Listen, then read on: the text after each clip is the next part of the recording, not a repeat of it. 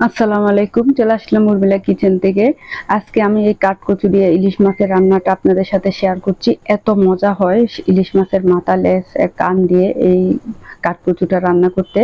আমি প্রথমে কাঠকচুটা দেখে নিয়েছেন। প্রথমে পানি দিয়ে হলুদ আর লবণ দিয়ে সিদ্ধ করে নিয়েছি।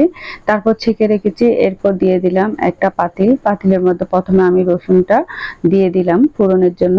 রসুনটা দিয়ে হালকা ব্রাউন কালার হয়ে আসলে তার মধ্যে আমি পেঁয়াজ কুচিটাও দিয়ে দিয়েছি। পেঁয়াজ কুচিটা আমি কিছুক্ষণ নাড়াচাড়া করে একটু আমি বাদামি কালার করে নিচ্ছি। তারপর আমি কিছুটা পানিটা অ্যাড করব। এরপর আমি সব মশলাগুলো দিয়ে দিচ্ছি। একটু হালকা পানি দিয়ে তারপর তার মধ্যে আমি যে মশলাগুলো বেটে রেখেছি, আমি এখানে সরিষা বাটা, জিরা বাটা, সাথে পোস্তাও ছিল। এরপর আদা রসুন বাটা আর একটু কাঁচামরিচ বাটা ছিল, সেটাও দিয়ে দিয়েছি। কাঁচামরিচ বাটাটা দিলে কিন্তু তরকারির কালারটা অনেক সুন্দর আসে, তাই দিয়ে দিলাম। এই রান্নাটা কিন্তু এত স্বাদ হয়েছিল বলার মতো না।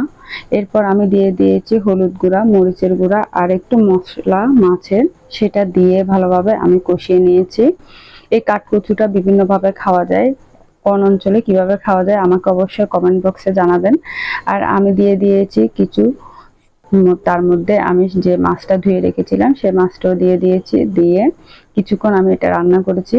আর ঝোলটা দিয়ে এর মধ্যে আমি কচুটা সিদ্ধ করে রেখেছিলাম, সেই কচুটা আমি দিয়ে দিয়েছি।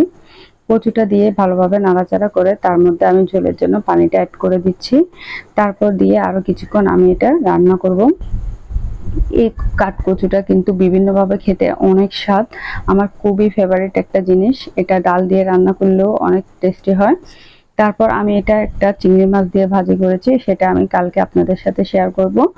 এরপর আমি এটা নাড়াচাড়া করে ঝোলটা ঘন হয়ে আসলে তার মধ্যে আমি এটা গরম গরম পরিবেশন করব।